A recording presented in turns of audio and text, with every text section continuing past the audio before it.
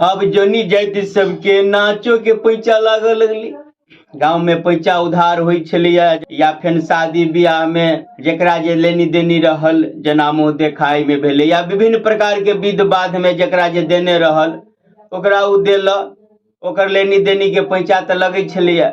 लेकिन अब नाचो के पैंचा लागल लगली। आप देखियो एकटा मटकोर होइला जाइत रहे, तुम एकटा महिला के नहियो होई नाचल तैयो जैसे जैते हाथ पैर फेंकिया जना तना करिया। अभी देख के बगल में एगो जनी रहे रानी रहल गेले तो कहे नहीं हुई नाचल तो केले ना करे छी, एना हाथ पैर फेंके छी ती कहे नहीं हुई तो की करू। बाप जिंदगी हम जैसे कहियो नचली नहीं नाचल हुए तो नहीं नाचू, कोनो जरूरी है नाची के तो कहे ओहिना बुझे छे।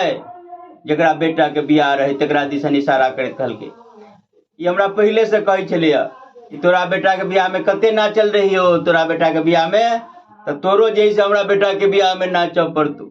अब हम सोचे छिए आई जे नहीं नचबे तो ई सब दिन कहते हमरा ऊपर में कर्जा चढ़ले रह जात, एहि दुआरे जहिना होई तहिना हम अपन पैसा सधा ली छी।